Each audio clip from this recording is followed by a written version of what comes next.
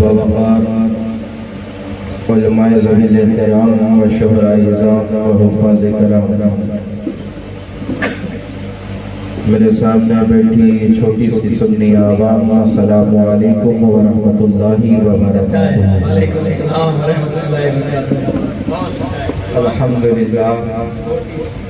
الحمدللہ الذی کفا والصلاة والسلام علی سید الانبیاء محمد المصطفیٰ وعلی آلہ واصحابہ نجوم الہدی وأولياء أمته وعلماء ملته وشهداء محبته بررة التقى، أما بعد فأعوذ بالله من الشيطان الرجيم، بسم الله الرحمن الرحيم، ألا إن أولياء الله لا خوف عليهم ولا هم يحزنون، صدق الله العظيم وبلغنا رسول النبي الأمير المتين الحبيب الكريم، ونحن على ذلك لمن الشاهدين والشاكرين والحمد لله رب العالمين۔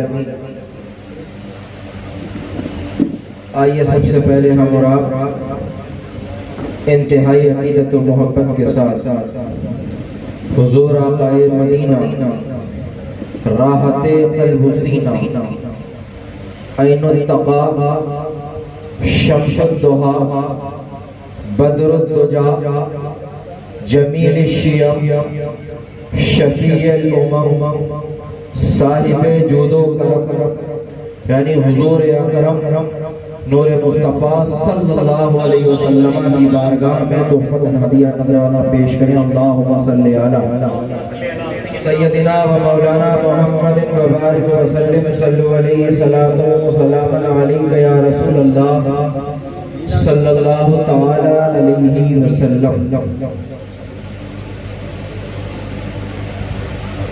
آج ایسا لگتا ہے کہ امین پور سمروں کی محفل کو یا تو کہیں جانا تھا یا تو ان کو جلدی نیند آ گئی ہوگی، تبھی ساری کرسیاں آج خالی پڑی ہیں۔ مجھ سے قبل آپ لوگوں نے تمام تر شعراء اعظام نے نعت خوانی، منقبت اور تقریر سماعت فرمائی ہوئی۔ میں بھی کچھ دیر آپ کی بس میں محبت میں حاضر ہو گیا، مگر مجمع کو دیکھ کر کے معلوم ایسا ہوتا ہے کہ جلسہ ختم کر دینا چاہیے، کیونکہ طبیعت میری خراب ہے، مزاج آپ لوگوں کے خراب لگ رہے ہیں۔ کانپور سے جس وقت چلا تھا تو صبح شاید میں نے احتشام صاحب کو منع بھی کر دیا تھا، مگر میرے افتخار مانو کی محبتیں ہیں یہ کہ اس امین پور سمروں میں نہ جانے میں کتنے سماروں میں آپ کی محبتوں میں حاضر ہو چکا ہوں۔ مجھے معلوم ہے یہ بات کہ یہاں کی پبلک بہت اچھا سنتی ہے، مگر خوشی اس بات اور دگنی چوگنی تھی میرے لیے کہ آج میں کسی اور کے چوراہے پر نہیں بولوں گا، آج میں اپنے گھر کے دروازے پر بولوں گا،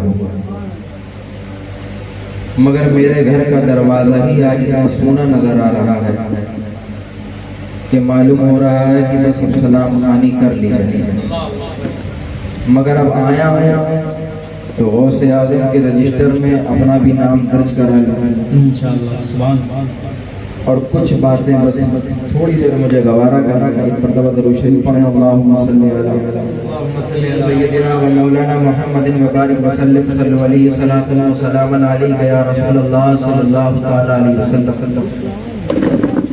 بریلی کے تاجدار کہتے ہیں، واہ کیا مرتبہ اے غوث بالا تیرا، واہ کیا مرتبہ اے غوث بالا تیرا، اونچے اونچوں کے سروں سے ہے وہ قدم اعلیٰ تیرا۔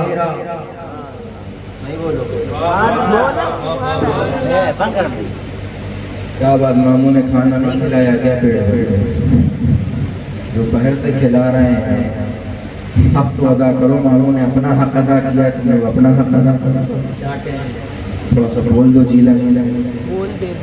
बरेली के कलंदर कहते हैं वाह क्या मर्तबा ऐ गौस है बाला तेरा, ऊंचे ऊंचों के सरों से है वो कदम आला तेरा, और सर भला कोई क्या जाने की है कैसा तेरा, औलिया मलते हैं आंखें वो है तलवा तेरा। क्या कहने जिंदाबाद। औलिया मलते हैं आंखें वो है तलवा तेरा। और फिर आला हजरत ने एक शेर में बड़ा तेवर दिखाया है, पढ़ूं मैं क्या कहा, मैं तो मालिक ही कहूंगा। कारी साहब निकला बैठे हुए हैं, इमाम साहब बैठे हुए हैं, मौलाना साहब बैठे हुए हैं कि किसी महफिल में जावे और कोई एक आदमी से फैजान भाई कहे कि जा रहे हो हजरत मगर आज आला हजरत की शायरी ना करना, तो कहे ठीक है अच्छा नहीं करेंगे। इतने में दूसरा आदमी और कहे हजरत आज जा रहे हो मगर आला हजरत का कलाम ना पढ़ो, तो कहा ठीक है भाई नहीं पढ़े। मगर जब तीसरा आया और कहे हजरत महफिल में आज रजा का कलाम ना पढ़ना, तो कहे हाँ भाई ठीक है नहीं पढ़ेंगे। मगर जब चौथा आए तो तबीयत में झुंझुलाहट पैदा हो जाए कि यार एक ही बात बार बार बोलना, कह दिया नहीं पढ़ेंगे मगर एक ही बात बार बार बोलना। चौथा आके इतना कहे कि हजरत जा तो रहे हो मगर अहमद रजा की शायरी न पढ़ना, तो हजरत कहेंगे अब तो मैं रजा की ही शायरी पढ़ूं, अब तो मैं आला हजरत ही का कलाम पढ़ूंगा। तो लफ्ज़ जो ही है ना इसी में बड़ी ताकत और पावर है। तभी रजा ने कहा क्या कहा, मैं तो मालिक ही कहूंगा कि हो मालिक के हबीब यानी महबूब और मुहिब में नहीं महबूब और मुहिब में नहीं मेरा तेरा। और सरकारें आती है 5 साल में अपने घुटने को टेक कर चली जाती, मगर जब रजा ने कलम चलाया तो कहा तेरी सरकार में लाता है रजा उसको शफी, तेरी सरकार में लाता है रजा उसको शफी, जो मेरा गौस है और लाडला बेटा तेरा,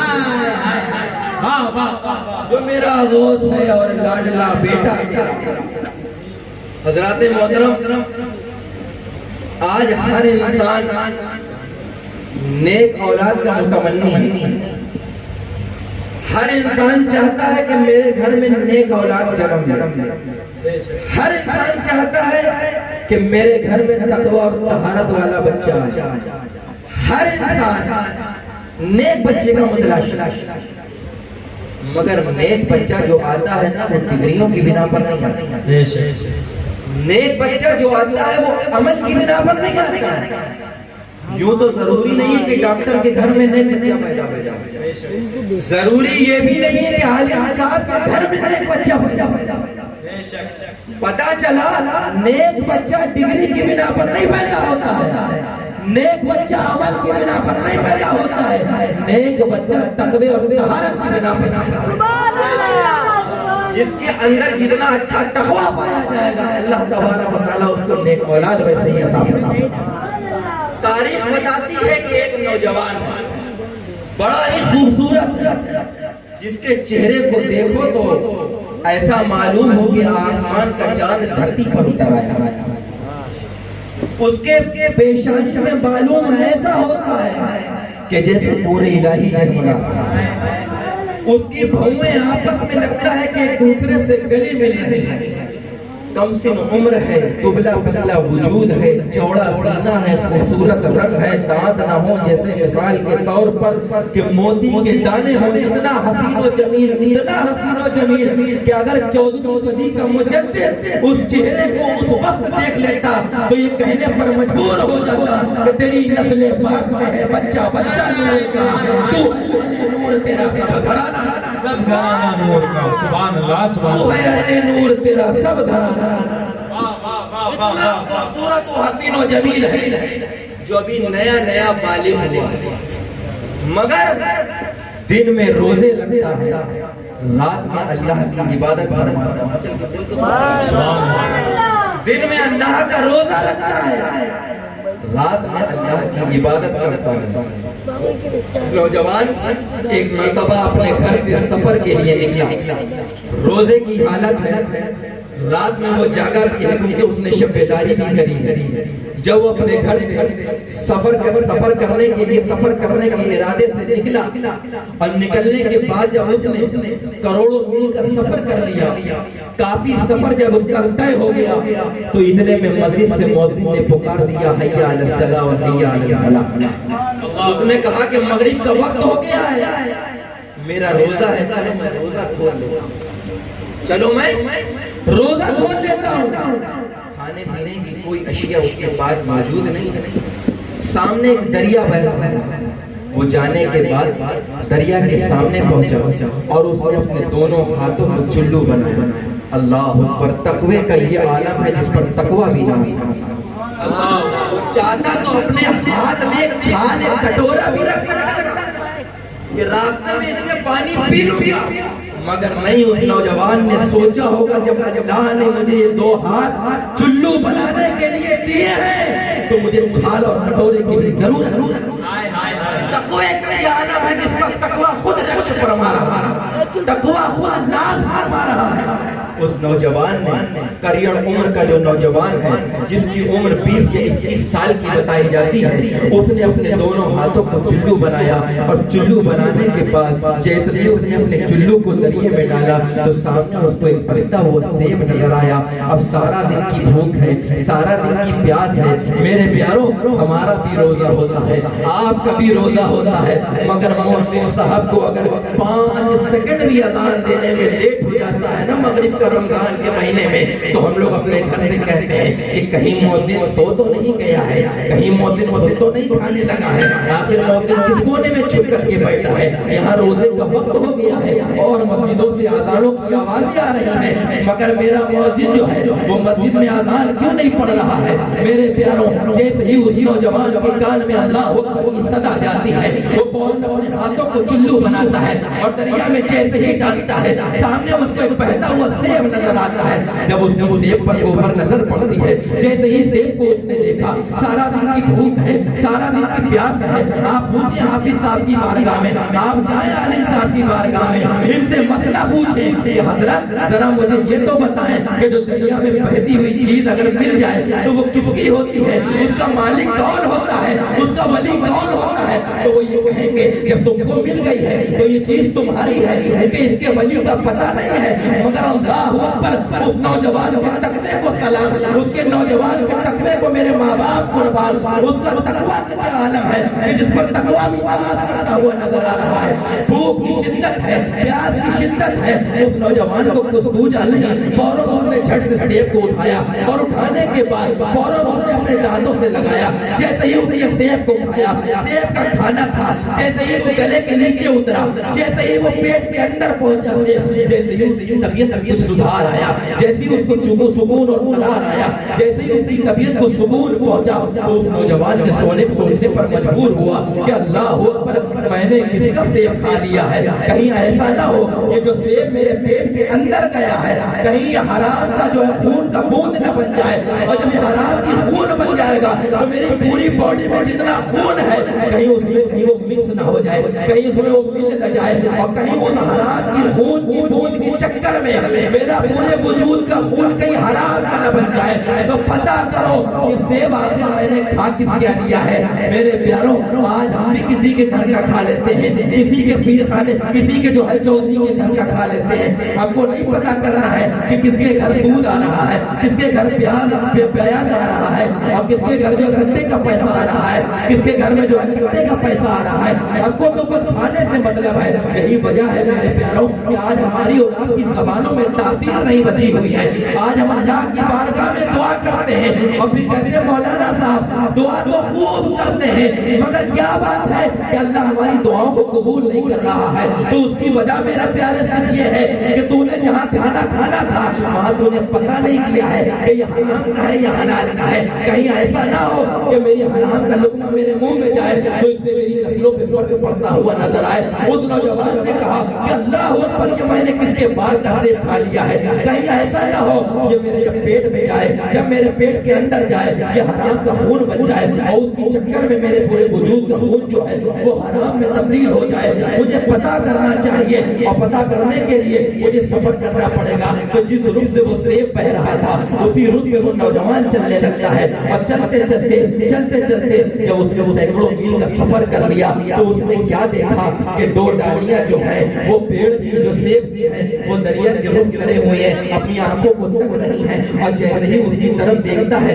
तो कहता है कि मानो या ना मानो, लगता है कि ये सेब किसी बाग का मालूम होता है। चलो इसके घर में पता करते हैं कि इसका वली कौन है, इसका मालिक कौन है। वो कड़ियन नौजवान अल्लाह पर जिसकी उम्र 21 साल है वो दरवाजे पर पहुंचता है और पहुंचने के बाद दरवाजे को खटखटाता है। अंदर से आवाज आती है कि कौन? कहा दरवाजा खोले हजरत। जैसे ही दरवाजा खोला तो सामने एक बुजुर्ग नजर आते हैं, सामने एक बुजुर्ग नजर आते हैं। अल्लाह पर क्या चेहरा था उनका, सफेद दाढ़ी थी, झुका हुआ कमजोर बदन था, माथे पर अल्हम्दुलिल्लाह जो है वो नूर इलाही जगमगा रहा था। मालूम ऐसा होता था कि उस बुजुर्ग का चेहरा देखकर कि कभी जिंदगी में इसने झूठ न बोला हो।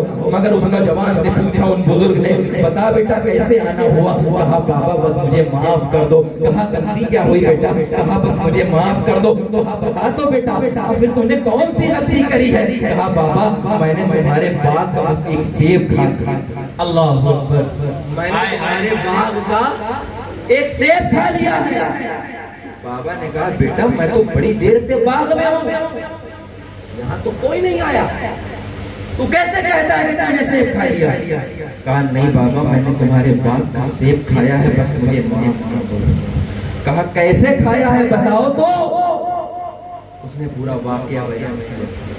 जब पूरा वाकया बयान किया तो उनकी बुजुर्ग की जो पेशानी थी वो टनकी। अल्लाह अकबर। 21 साल का कड़ियन नौजवान जिसके तकवे का ये आलम है कि करोड़ों मील सफर तय करके सिर्फ मुझसे माफी कराने के लिए, अल्लाह अकबर, सिर्फ माफी कराने के लिए, जिसकी उम्र अभी खेलने और कूदने की है, वो उसमें इतना तकवा।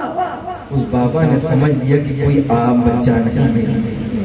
कहा माफी तो होगी मगर मेरी एक शर्त है। कहा जो गलती हो बस बता दो, बस मेरी गलती को माफ कर दो, जो बात हो बताओ, मैं तुम्हारा मुलाजिम बन जाऊंगा, तुम्हारे बाग की रखवाली कर लूंगा, तुम्हारे पौधों की सिंचाई करूंगा, कहो तो तुम्हारे पैरों को दाबूंगा, जो तुम कहो वो मैं करने को तैयार हूँ, बस बाबा मुझे माफ कर दो। तो कहा अच्छा ठीक है मैं तुझे माफ कर दूंगा मगर मेरी एक शर्त है, उसमें से पहली शर्त ये है कि तुझे मेरे बाग की रखवाली करनी पड़ेगी। अल्लाह अकबर। तुझे मेरी बाग की रखवाली करनी पड़ेगी। कहा बाबा फिर तो माफ कर दोगे? कहा माफ कर दूंगा। अब वो नौजवान बाग की रखवाली करने लगा। अच्छा अल्लाह वालों का निजाम भी कितना प्यारा है। हाय हाय हाय। एक सेब की माफी नहीं कर रहे वो बुजुर्ग, एक सेब की माफी नहीं कर रहे वो बुजुर्ग, और अपने बाग में बैठा के डेली दर्जनों से खिला रहे। हाय हाय हाय हाय। अपने बाग में बैठा के डेली दर्जनों सेब खिला रहे मगर एक सेब की माफी नहीं कर रहे। 12 साल का अरसा बीत जाता है मेरे प्यारों। वो नौजवान उस बाग की खिदमत करते करते 12 साल का अरसा बिता देता है। कहा बाबा अब तो मुझे माफ कर दो। कहा हाँ माफ कर दूंगा मगर मेरी दूसरी शर्त भी सुनिए। हाय हाय हाय। कहा बाबा अगर कोई और शर्त हो तो वो भी बता दो, बस मुझे माफ कर दो।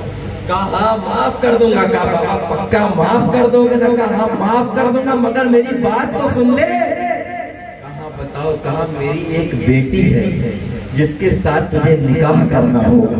हाय हाय। आज का नौजवान होता तो कहता ये तो रॉन्ग नंबर लगा। आया था एक सेब की माफी मांगने के लिए और यहाँ तो मेरा बंधनी बांधे दे रहे हैं किसी लड़की के साथ। शादी करने आया हूँ कि माफी करने आया हूँ? कहा ठीक है मैं शादी भी कर लूंगा, सुभान अल्लाह, शादी भी कर लूंगा। कहा शादी करने से पहले जरा मेरी बेटी के औसाफ भी तो जान लो। कहा बताएं। कहा जिससे तुम्हें निकाह करना है वो आंखों से अंधी है, अल्लाह, वो कानों से बहरी है, वो मुंह से गूंगी है, वो हाथों से लूली है, वो पैरों से लंगड़ी है। बताओ उससे निकाह करेगा? आज का नौजवान होता तो कहता क्या यही मॉडल मेरे लिए बचा के रखा? अब मैं इसका क्या अचार डालूंगा घर में ले जा करके, ना काम की ना काज की, इसका क्या करूंगा? मगर उसके तकवे को सलाम, कहा मैं करने के लिए तैयार हूँ, बस बाबा मुझे माफ कर दो। कहा हाँ मैंने तुझे माफ कर दिया, बस तू निकाह कर। निकाह हो गया, निकाह हो गया। अब जब वो बुजुर्ग अपनी बेटी के बाजू को पकड़कर वो बिस्तरे आरूसी पर छोड़ने जा रहे थे, तो मालूम कुछ ऐसा होता था कि जैसे रसूल पाक अपनी बेटी फातिमा ज़हरा को बिस्तरे आरूसी पर छोड़ने जा रहे थे। मगर फर्क इतना था कि वहाँ बीबी फातिमा ज़हरा थी, यहाँ उम्मुल खैर फातिमा सानी। बस फर्क इतना था, उस बुजुर्ग ने अपनी बेटी के बाजू को पकड़ा और पकड़ने के बाद बिस्तर आरूसी पर ले जाकर के छोड़ दिया।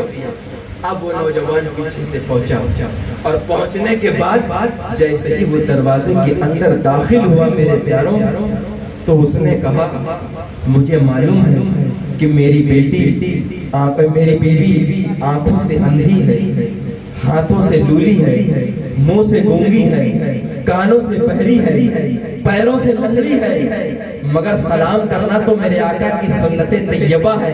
मैं सलाम करूंगा जवाब आए या ना आए। उस नौजवान ने अंदर जाते ही कहा कि अस्सलामु अलैकुम व रहमतुल्लाह। इतना कहना था कि इतना खूबसूरत लबो लहजे में जवाब आता है वालेकुम अस्सलाम व रहमतुल्लाह। जैसे ही उस कड़ियल नौजवान ने उस औरत की तरफ नजर डाली थी, तो ऐसा मालूम होता था कि चिलमने खुद पर्दा हटा हटा कर उसके हुस्न की बनाए ले रहे हो। अगर मैं अल्लामा अरशदुल कादरी का सहारा लेकर बोलूं तो मैं ये कहूं कि उसके बाल न थे जैसे सुंबुल का पौधा था, उसके रुखसार न थे जैसे किसी झील में कमल ने मुस्कुरा दिया था, उसकी आंखें न हो ऐसा लगता था कि ये नरगिस का फूल हो, उसके होंठ न हो ऐसा लगता था कि गुलाब की पंखुड़ियां हो। ऐसा मालूम होता था कि उस बिस्तर आरूसी पर आसमान का चांद जमीन पर उतर हसीनो जमील वो खातून बिस्तर आरूसी पर बैठी। उस नौजवान ने कहा कि एक गलती तो कर बैठा मगर ये दूसरी गलती नहीं होनी चाहिए। बाबा ने बताया था जिससे तुम्हारी शादी होनी है वो आंखों से अंधी है, वो मुंह से गूंगी है, वो हाथों से लूली है, वो कानों से बहरी है, वो पैरों से लंगड़ी है, ये मेरी बीवी नहीं हो सकती है। फौरन वो नौजवान भागा और जाने के बाद उसने बाबा के दामन को पकड़ा और कहा बाबा एक गलती तो कर चुका हूँ जिसकी सजा आज तक भुगत रहा हूँ, अब ये दूसरी गलती मुझसे न कराओ। कहा बेटा हुआ क्या है?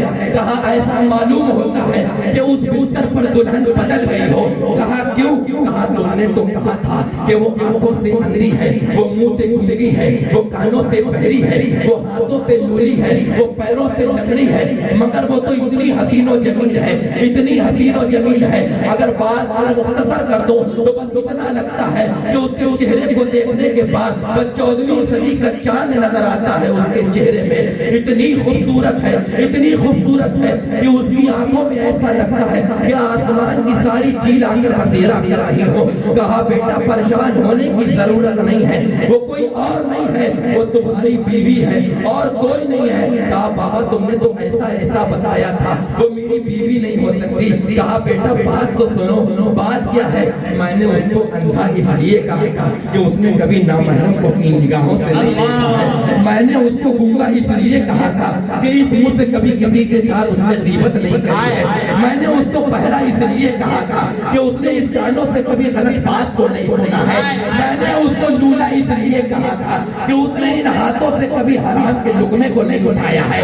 मैंने उसको लंगड़ा इसलिए कहा था कि उसके कदम कभी अपनी बात की दहलीज को छोड़कर किसी घर की दहलीज पर नहीं पहुंचे थे। बेटा परेशान होने की जरूरत नहीं है, वो कोई और नहीं है बल्कि वो तेरे बीवी है। अब मैं बात मुझे बताओ कि वो बुजुर्ग कौन है? वो बुजुर्ग और कोई नहीं जिसको दुनिया हजरत अब्दुल्ला सुमई के नाम से जानती और पहचानती है, जो गौसे आदम के नाना है। और वो कड़ियल नौजवान कोई और नहीं है बल्कि जिसके अंदर अबू बकर की सदाकत बोलती है, उमर की अदालत बोलती है, उस्मान की सखावत बोलती है, अली की शुजाअत बोलती है। वो और कोई नहीं हजरत हजरत अबू सालेह मूसा जंगी दोस्त है, और वो बिस्तरे आरूसी पर जो नई नवेली दुल्हन बनकर बैठी है वो कोई और नहीं बल्कि आबिदा, ताहिरा, जाहिदा, नकिया, ज़किया, सैयदना फातिमा उम्मुल खैर सानी है। अरे जब बाप हजरत अबू सालेह मूसा जंगी दोस्त जैसा होता है और माँ उम्मुल खैर फातिमा सानी जैसी होती है, अरे जब ये इन दो अनमोल रत्नों का मिलन होता है, मिलन, तब जाकर गौसे आजम का जन्म। हाय हाय हाय नारे तकबीर, नारे रिसालत, जश्ने सरकार गौसे आजम, फैज़ाने हुजूर गौसे आजम, अज़मते हुजूर गौसे आजम, अज़मते हुजूर गौसे आजम, नारे तकबीर, नारे रिसालत। जब इन दो अनमोल रत्नों का मिलन होता है तब जाकर गौसे आजम का जन्म। हाय हाय अब पता चला नेक औलाद कैसे पैदा होती है। नेक औलाद पार्टी करने से नहीं पैदा होती है, नेक औलाद हराम खाने से नहीं पैदा होती है, नेक औलाद सट्टा खेलने से नहीं पैदा होती है, नेक औलाद जो है बाजारों में बाप की निगाहों से लड़कियों को तकने से नहीं पैदा होती है, नेक औलाद अल्लाह की इबादत करने से पैदा होती है। मगर मुसलमानों, हम मौलाना साहब से दुआ करवाते हैं, मौलाना साहब दुआ करें हमारे घर में बेटा अच्छा पैदा हो। तो मेरे प्यारे, सबसे पहले तुझे किरदार अपना अच्छा बात याद आ गई मुझे, तो मैं अर्ज कर देता हूँ। हजरत बाबा फरीदुद्दीन गंजे शकर, हाय हाय हाय हाय। कौन है बाबा फरीदुद्दीन गंजे शकर? जो कुतुबुद्दीन बख्तियार काकी के खलीफा हैं और मुरीद हैं। वो बाबा फरीदुद्दीन गंजे शकर जिनकी मज़ार अक़दस पाकिस्तान पाटपट्टम में मौजूद है। बचपने का आलम है बाबा फरीदुद्दीन गंजे शकर का, छोटी सी उम्र है। कुछ खातून बाबा फरीदुद्दीन गंजे शकर की माँ की बारगाह में आती हैं और कहती हैं, बड़ी भी तुम्हारा बेटा तो बड़ा नेक और मुत्तकी है, तुम्हारा बेटा तो बड़ा पारसा है, तुम्हारा बेटा तो बड़ा अच्छा है। कहा क्यों? कहा जिसके सर पे हाथ रख देता है उसको शिफा मिल जाती है, जिसको पानी में दम करके देता है उसकी बीमारी दूर भागती हुई नजर आती है। तुम्हारा बेटा तो इतना नेक है, इतना मुत्तकी है, इतना परहेजगार है। कहा तुमने फरीद के औसाफ को तो देखा, मगर क्या कभी फरीद की माँ के भी औसाफ को जानने की कोशिश करी? कसम खुदा की खा करके कहती हूँ, जब से फरीदुद्दीन को मैंने जन्म दिया है और जिस तारीख तक मैंने फरीदुद्दीन को दूध पिलाया है, तो कसम रब्बे काबा की मैं खा करके कहती हूँ कि बगैर वुजू मैंने बाबा फरीदुद्दीन गंजे शकर को दूध नहीं पिलाया है। अरे जब माँ बगैर वुजू दूध न पिलाए तो बेटा फरीदुद्दीन पैदा होता है। जब माँ की रातें तहज्जुदे गुजार होती हैं तो बेटा अलाउद्दीन पैदा होता है। जब माँ मुत्तकी और परहेजगार होती है तो बेटा मोइनुद्दीन पैदा होता है। जब माँ 17 पारों की हाफिज़े कुरान होती है तब बेटा गौसे आदम पैदा होता है। और जिस माँ की एक रातों में दोनों सजदे पूरे न हो पाए तो बेटे हसन और हुसैन पैदा होते हैं। जिंदाबाद जिंदाबाद। बेटे हसन और हुसैन पैदा होते हैं। मगर हमारी आजकल की माँ बहनें बच्चे को दूध कैसे पिलाती हैं? कान में ईयरफोन लगाया, बच्चे को टॉम एंड जेरी दिखाया, हथेली हिला हिला के ले बेटा दूध पी ले, ले बेटा दूध पी ले। मुझे बताओ बड़ा होकर के कोई कार्टून बनेगा या गुलाम गौस? बड़ा बुरा हाल है मेरे प्यारों, बहुत बुरा हाल है। हमारे घर की माँ बहनों का तो और बुरा हाल है, मर्द से ज्यादा तो आजकल का इनका हाल बुरा है मेरे प्यारों। एक सांस में 56 गाली बनी, उसके बाद भी कहे हमारा मुंह ना खोलवा खोलवा। एक सांस में 56 गाली बने, उसके बाद क्या हमारा मुंह ना खुलवाना। जब मुंह बंद करके इतनी पकड़ी तो मुंह खोल के कितनी पकड़ी। अल्लाह अकबर। वो मेरी माँ बहनों, अगर तुम मेरी तकरीर को सुन रही हो तो ईमान के कानों से सुनो, अपने शौहर को फर्मा बरदार बनो। एकाम शरिया यहाँ तक नाजिल होता है कि अगर आपके शौहर के बदन पर एक थोड़ा भी हो और उसमें पीप यानी मवाद आ जाए, अगर औरत उसको अपनी ज़बान से चाट कर भी साफ करे तो अपने शौहर का हक नहीं अदा कर सकती। अल्लाह। मगर बहुत बुरा हाल है। हाँ, ब्यूटी पार्लर में जाने को दे दो, ये कह रही मैं भी लड़कों से कम ना हूँ ना, तुम डेली इधर खिंचवा लो, इधर मेरे डोरे चल रहे हैं डोरे। ڈیلی بلیڈ چلا رہا ہے، وہ کھڑا ہو کر کے دینک جاگرن پڑھنے کے بعد گھر گھر ادھر کر رہا ہے، اور یہ بھائی صاحب بیوٹی پارلر میں جانے کے بعد ادھر ڈورے پہ ڈورے چلتے، اب پھر ان کے گھر میں ڈورے پیدا ہو رہے ہیں۔ پھر کہہ رہی مولانا صاحب بچا لو، ہمارے بچے نے ہماری کھٹیا کو باہر نکال دیا۔ میں نے کہا بچپن میں اگر تم نے اس کو ٹام اینڈ جیری اور موٹو پتلو نہ دکھایا ہوتا تو آج تیری کھٹیا تیرے گھر کے اندر سلامت ہوتی ہے۔ مگر کیا وجہ ہے کہ آج ہمارے گھروں میں غلام غوث اور غلام خواجہ کیوں نہیں پیدا ہو رہا؟ اس کی صرف ایک وجہ ہے کہ ماں باپ نے اپنے بچوں کو ایسے آوارہ چھوڑ دیا ہے کہ پلٹ کر دیکھنا نہیں ہے میرا بچہ کہاں جا رہا ہے۔ ہمارے گھر کی بہنوں کے بہت برے حال ہیں، باپ نے فون دلا دیا اور چیک نہیں کرنا ہے کہ میری بیٹی کیا کر رہی ہے، اور نعرہ بلند کر رہے ہیں غوث کے عاشق ہے، غوث کے عاشق ہیں۔ اور میرے پیاروں اپنے ماں باپ اپنے بچوں کو سدھارو، یہ وہ وقت ہے، اتنا نازک وقت ہے کہ اگر تم نے اپنے بچوں کو نہ سنبھالا تو ایک دن وہ وقت بھی دور نہیں ہوگا کہ ہر ماں باپ کی کھٹیا اس کے گھر کے باہر نظر آئے گا۔ تم اپنے آپ کو کہتے ہو میرے پیاروں کہ ہم غلام غوث ہیں، ابھی میں یہ جو چار لوگ بیٹھے ہیں نا میرے پیارے، اگر میں ان سے بھی کہوں کہ غلام غوث کون کون ہے تو ایک بھی ہاتھ نیچے نظر نہیں آئے گا۔ مگر مجھے پیاروں یہ بھی تو بتاؤ کہ غلام غوث ہونے کا طریقہ کیا ہے؟ گھر میں نوجوان بیٹیاں شادیوں کے لیے سسک رہی ہیں جن کے باپ کے پاس دہیج دینے کا پیسہ نہیں ہے، وہ لڑکے کہہ رہے ہیں مجھے تو پسند ہی نہ ہے، مجھے تو گوری لڑکی چاہیے، گوری لڑکی۔ بہت برے حال ہیں، اپنے آبا و اجداد کی زندگی کو بھول گیا۔ اگر مولا علی ٹکر والی لڑکی کو دیکھ دیتے حسین کے لیے تو قسم خدا کی قیامت آ جاتی، مگر حسین کی ٹکر کی لڑکی زمانے میں کوئی موجود نہ ہوتی۔ مگر میرے پیاروں، میرے حسین نے اس لڑکی سے نکاح کیا ہے جس کے وجود پر کیول ایک کپڑا تھا، اس کے علاوہ دوسرا کپڑا بھی نہ تھا۔ حال میں ایک بات سننے میں آئی ہے کہ ایک لڑکی نے غلط قدم اٹھایا ہے، ایک لڑکی نے غلط قدم اٹھایا ہے۔ کیوں؟ کیونکہ اس کی وجہ یہ ہے کہ 41 لڑکوں نے اس کو ریجیکٹ کیا، 41 لڑکوں نے اس کو ریجیکٹ کیا ہے۔ کیوں؟ کوئی کہہ رہا ہے یہ موٹی ہے، کوئی کہہ رہا ہے یہ کھوٹی ہے، کوئی کہہ رہا ہے یہ دبلی ہے، کوئی کہہ رہا ہے یہ کالی ہے، کوئی کہہ رہا ہے اس کے باپ دہیج نہیں دے پائے گا، کوئی کہہ رہا بنگلہ نہیں دے پائے گا، کوئی کہہ رہا گاڑی نہیں دے پائے گا۔ وہ میرے پیاروں سب اگر اچھیوں کو ڈھونڈ لیں گے تو بتاؤ مجھے بروں کو سینے سے کون لگائے گا؟ اگر بات اچھی کی ہو جاتی تو میرے پیاروں مجھے بتاؤ، میرے رسول نے 40 سال کی بیوہ خدیجہ کو جو 2 بار کی بیوہ ہو چکی ہے ان کو نکاح کر کے اب آگن سے سہاگن کا درجہ عطا فرمایا ہے۔ یہ میرے رسول کا پیغام ہے۔ اب مجھے بتاؤ اگر ہر کوئی اچھے کو اپنے سینے سے لگانے کو تیار ہو جائے گا تو مجھے بتاؤ یہ برے لوگوں کو برا تو کہہ نہیں سکتا۔ الحمدللہ یہ میرے رسول کی امت ہے، برا کیسے ہو سکتی ہے کہ میرے خدا نے قرآن میں فرما دیا لقد خلقنا الانسان فی احسن تقویم، کہ میں نے ہر انسان کو جان سے زیادہ خوبصورت پیدا فرمایا ہے۔ تو میرے پیارے یہ ان لوگوں کو جو ہے وہ غریب طبقے کے لوگ ہیں ان کو سینے سے کون لگائے گا؟ قسم خدا کی کھا کر کے کہتا ہوں کہ اگر کسی غریب کو تو نے اپنے سینے سے لگا لیا اور اس کو اپنے عقد میں یعنی اس کو اپنے نکاح میں لے لیا تو جب وہ اپنے باپ کی دہلیز کو چھوڑے گی اور جب تیرے دروازے پر آئے گی تو رب کی بارگاہ میں ہاتھ اٹھا کر یہی دعا کرے گی کہ مولا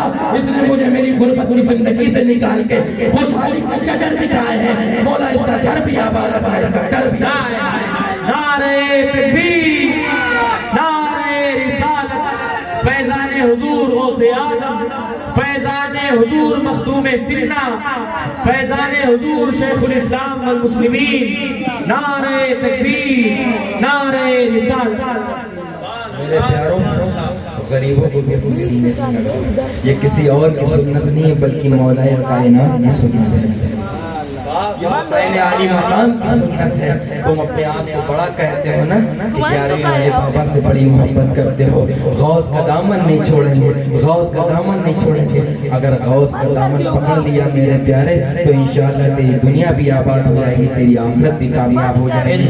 بات بہت دور نکلتی گئی میرے پیارے، بس بات کرنے پہ لاتا ہوں المختصر یہ کر کے کہ ایک مرتبہ رسول پاک سرکار دو عالم صلی اللہ تعالی علیہ وسلم حجرہ فاطمہ میں تشریف لے گئے جہاں پر 4 تن پہلے سے موجود تھے۔ اب میرے آقا جب پہنچ گئے تو 5 تن ہو جاتے ہیں، اسی پر بیدم شواردی کیا کہتے ہیں؟ بیدم یہی تو 5 ہے، مقصود خیر النساء حسین و حسن فاطمہ اور علی پنجتن موجود ہو جاتے ہیں۔ الحمدللہ سنیوں قربان جاؤ اپنے مقدر پر، اللہ نے ہمارے یہاں کوئی چیز چھوٹی بنا ہی نہیں ہے۔ اللہ نے نبی دیا تو نبیوں کا امام دیا، غوث دیا تو غوث اعظم دیا، امام دیا تو امام اعظم دیا، خواجہ دیا تو خواجہ اعظم دیا۔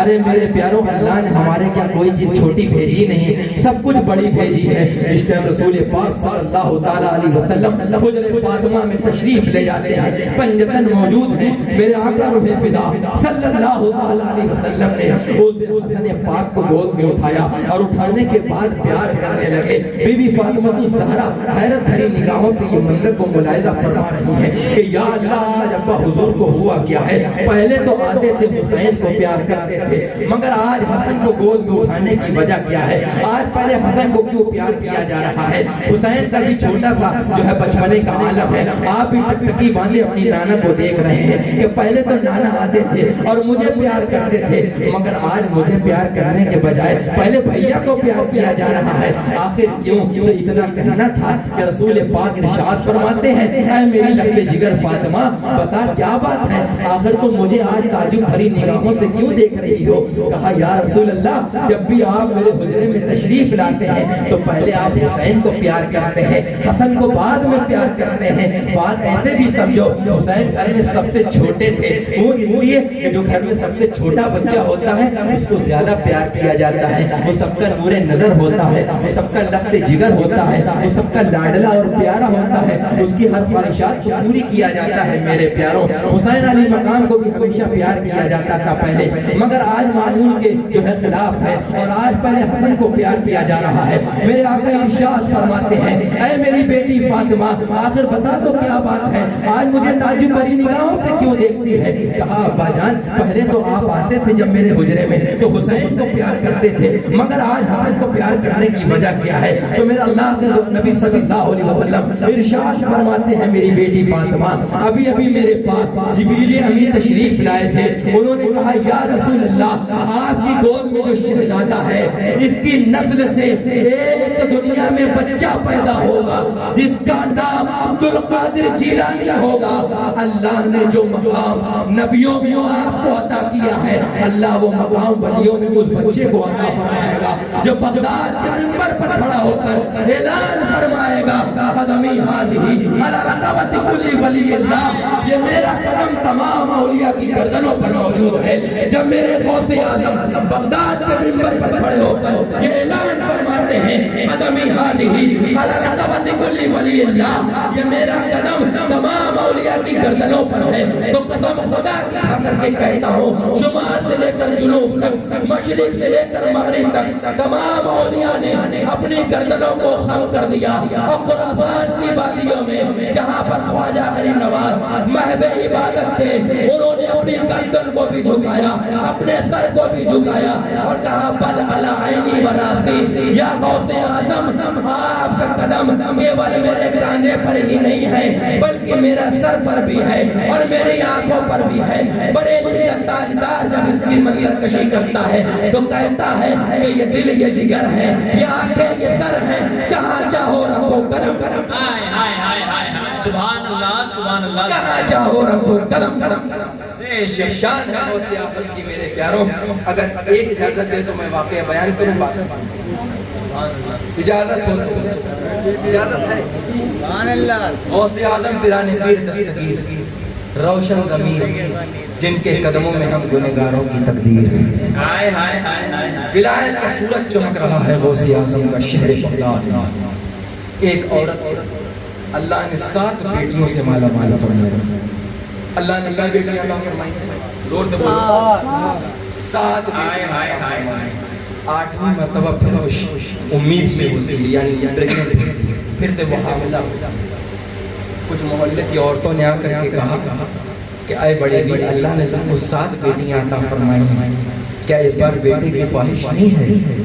کہا بیٹے کی تمنا کس کو نہیں ہوتی ہے، بیٹی کی خواہش کس کو نہیں ہوتی ہے؟ جس کے گھر میں ایک بیٹا ہو جائے وہ بڑھاپے کا سہارا بن جاتا ہے، وہ بڑھاپے کی لاٹھی بن جاتا ہے۔ اللہ نے مجھے 7 بیٹیاں عطا فرمائی ہیں، میں بھی یہ چاہتی ہوں کہ اللہ مجھے ایک بیٹا عطا فرمائے۔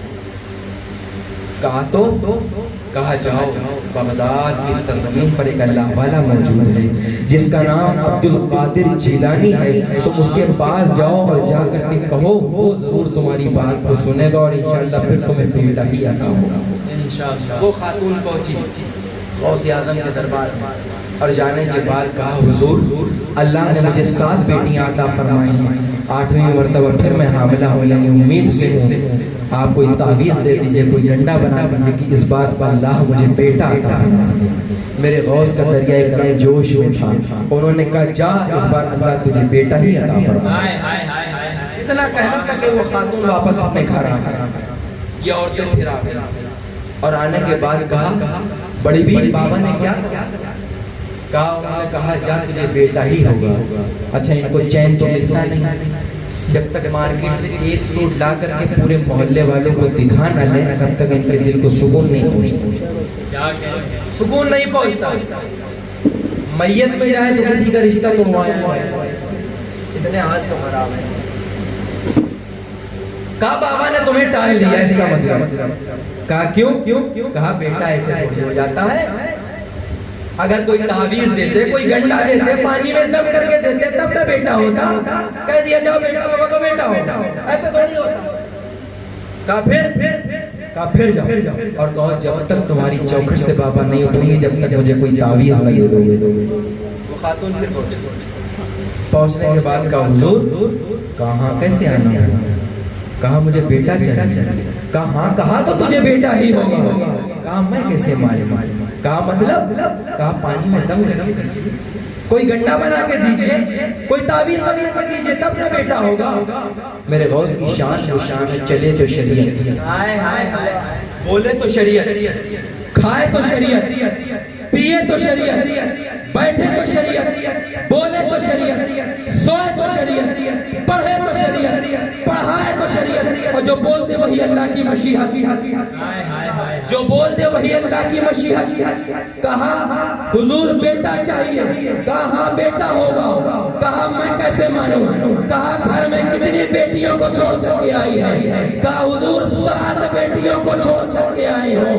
کہا جا میں نے رب کی بارگاہ میں دعا کر دیا ہے، جو تیرے شکم میں پل رہا ہے اللہ نے اس کو بھی بیٹا بنا دیا ہے، اور جو 7 بیٹیوں کو گھر میں چھوڑ کر کے آئی ہے اللہ نے بھی ان کو بیٹا بنا دیا ہے۔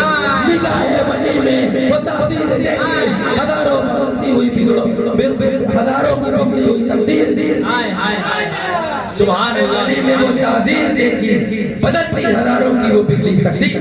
سبحان اللہ۔ اگر میرے پیارے سچے عاشق غوث اعظم ہو تو غوث اعظم کے جس طریقے سے انہوں نے پرچم اسلام کو لہرایا ہے اس پر کھڑے اتر کے دکھاؤ۔ میرے غوث کی تعلیم یہ ہے کہ ایک وقت کی نماز نہ چھوڑنے کا، مگر آج ہماری مسجدیں جو ہیں ویران ہو رہی ہیں، ہم کو تک کے دیکھ رہی ہیں مگر ہماری کانوں میں چھو تک نہیں دیکھ رہی ہے کہ ہم مسجد میں جا کر کے نماز ادا کریں۔ کیا ایسے غوث اعظم کے شیدائی ہیں؟ اللہ نے تمہیں دیا ہے تو 11 نہیں 1100 دیکھ پکوا لو میرے پیارے، مگر اللہ والوں کی بارگاہ میں سب دل دیکھا جاتا ہے۔ اگر ایک گلاس پانی بھی صرف آپ ان کے نام کا رکھ دیں اور اس پر نظر پیش کرا دیں لیکن صرف دلی کے ساتھ رکھا ہو تو غوث اعظم اسے بھی قبول فرما لیں گے۔ 11 اور 1100 دیکھ بنوانے کی ضرورت نہیں ہے، مگر غوث اعظم کو جو اصل وقار ہے، جو اصل تعلیم ہے، جو ان کا پیغام ہے، جو ان کا سبق دینے کا مقصد ہے، جو لیسن ہے، وہ یہی ہے کہ جس طریقے سے میں نے اپنے نانا کے دین کے پرچم کو جو ہے وہ ہوا میں لہرایا ہے اسی طریقے سے تم لوگ اس پر نقش قدم چلتے ہوئے نظر آؤ اور اپنی مسجدوں کو آباد کرتے ہوئے نظر آؤ، اپنے علماء کی تعظیم کرتے ہوئے نظر آؤ، ماں باپ کے فرما بردار بنتے ہوئے نظر آؤ، تو انشاءاللہ تمہارے گھر میں بھی رحمتوں کا نزول ہوگا اور آخرت بھی تمہاری سنورتی ہوئی نظر آئے گی۔ رب کی بارگاہ میں دعا ہے جو کچھ کہا سنا کوئی غلطی ہوئی ہو اللہ اپنے حبیب کا صدقہ معاف فرمائے۔ وآخر دعوانا ان الحمدللہ رب العالمین۔